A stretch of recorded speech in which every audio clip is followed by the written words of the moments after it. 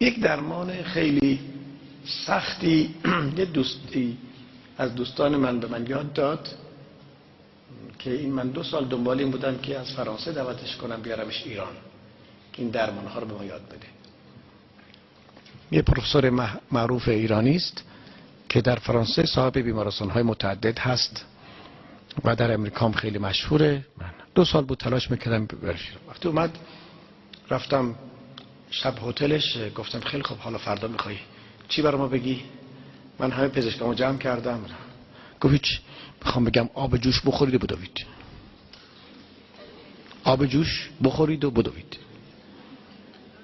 گفتم به من گفتن که تو صاحب بیمارستان‌های بزرگی توی اروپا، درمان دارو؟ گفت بله، بیمارستان‌هایی که من دارم برای بیزینسه، برای پول درآوردنه، درمان که نمی‌کنن اونجا. که بر اساس قوانین اروپا هر کسی حق داره در سال 1 ماه در بیمارستان بخوابه، پولشو بیمه میده. من اینا رو بخوابونم پولش از بیمه میگیرم، ولی درمان که نمیشن. که برای درمان میرم آفریقا، یه سری از آفریقایی‌ها به من اعتماد دارن، فکر میکنن که درمان فقط همینه، به همینا آب جوش میدن میخورن میدون خوب میشن. حالا همین چقدرش موضوع بحث ما بود. میگفت هر چی تا میتونید بخورید تا میتونید بدوید. بهش گفتم که ببین این که میدونستیم یک روایت هست میگه از رسول اکرم ما انفع من الماء المغلی، هیچ چیز به اندازه آب جوش مفید نیست. این حدیث هست از رسول اکرم. گفت خب بله، من که چه میدونستم حدیث هست، من مسلمان هستم ولی نمازم نمیخونم. من اینو از جهت علمی فهمیدم که گفتم مکانیزمش چیه؟ چجوری درمان میکنه آب جوش؟ توضیحی که من استنباط کردم از حرفای او اینه. گفت آب که میخوریم ما، آب وقتی یخ میخوریم از حرارت بدن هزینه میکنیم که اونو گرمش کنیم، خب که همسان با بدن بشه. تکرار مصرف آب یخ موجب بشه که حرارت تن انسان کاسته میشه، چون گرماشو داده به برای گرم کردن آب یخ و به هر حال از مجاری ادراری دفع میشه.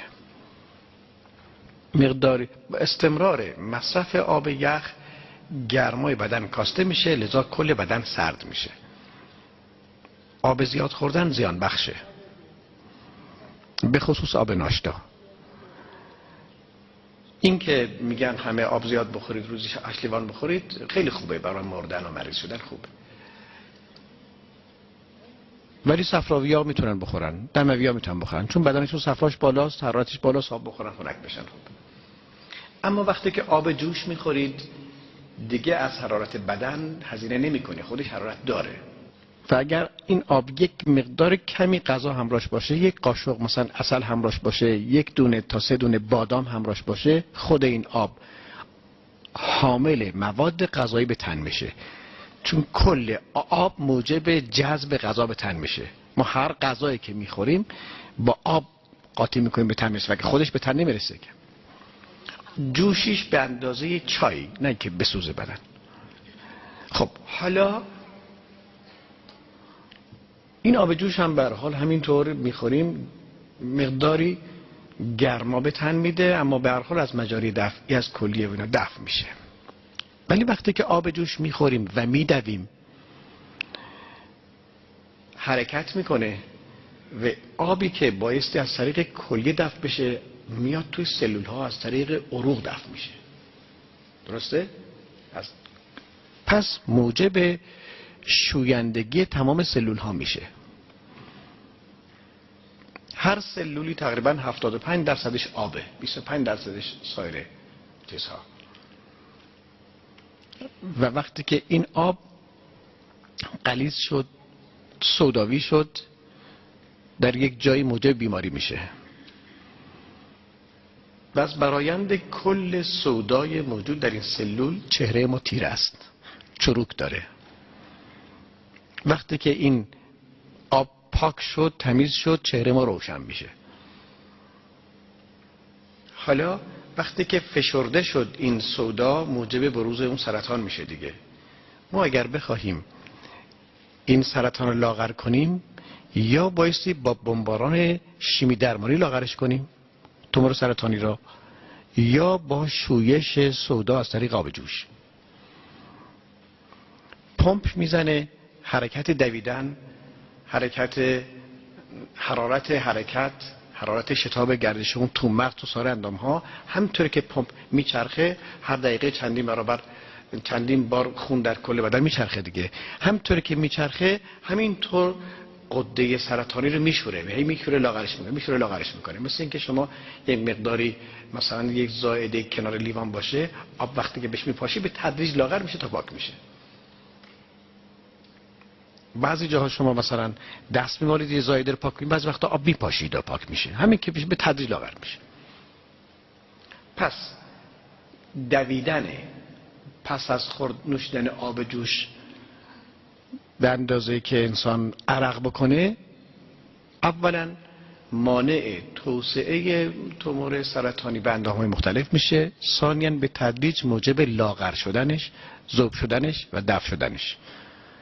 و چون این شویش سراسری است، هرچه سودا پاک شد یعنی بدن قوی تر شد، قوت عمومی بدن افزایش پیدا میکنه و مانع انتشار و مانع توسعه میشه و انسان تنش سالم میشه. چون این سودا، این خون خشک سوده کثیف که در کل سلول ها هست، همین شکلش در مغزم هست. چون مغزم فرق نمیکنه، سلول داره دیگه. وقتی که کل سلول ها شسته شدن، سلول های مغزی هم شسته میشن. پس بنابراین اون سلول های سوداوی که موجب بروز تفکرات منفی میشه، آدم خیال بافی منفی میکنه، آدم ناامید هست، آدم غم های بیهوده داره، یاد پدر بزرگایش سن از پیش میفته، تمام بدی ها، غم ها، قصه ها، گوشه ها، کنایه ها رو بیاد میاره. این با این طریقش اون سلول های درگیر تفکرات بیهوده رو میشوره. لذا آدم هایی که آب جوش خورده میدون، آدم های بارشاده به خیالی میشن. بله، راه بریم به نحوی که عرق بکنیم. بله نه بله. قاعده مصرف این نوع درمان با آب جوش، روزی 4 تا 6 لیوان آب جوش برای همه. برای بلغمی ها این آب جوش با یک شربت عسل ناشتا و شبانگاه و شب 3 تا 14 عدد بادام رو یه دونه بخورن که مغزشون سرد نشه با مصرف آب جوش. اون دوستمون میگفتش که پیوسته بخوره تا خوب بشه، ولی چون ضعف شدید میاره، ما حرفمونه که 1 هفته آب جوش، 1 هفته رژیم معمولی، 1 هفته آب جوش، 1 هفته رژیم معمولی. 1 هفته در میون بیماران مکرری که دادیم در قسمت‌های مختلف دیدیم که اینها درمان میشن. پسوریازیس منتشر داشتیم با رژیم آب جوش درمان شده، پنفیکوس درمان شده. بله، اگر بخواهیم غذای دیگری بدیم، 1 سوپ ساده گندم شبانگاه با روغن زیتون در روز، نه حداقل اگر بیمار هستید برای خوشگل شدنتون بخورید. پوست رو صاف میکنه، لطیف میکنه، 5 سال تا 7 سال جوانی میده. چون خون چروکی دیگه پوست به خاطر چیه؟ به خاطر سودای موجوده دیگه. این سودا وقتی که پاک شد پوست لطیف میشه، شفاف میشه، جوانی پدید میاد. سوپ گندم. خب این شد درمان ساده دیگه.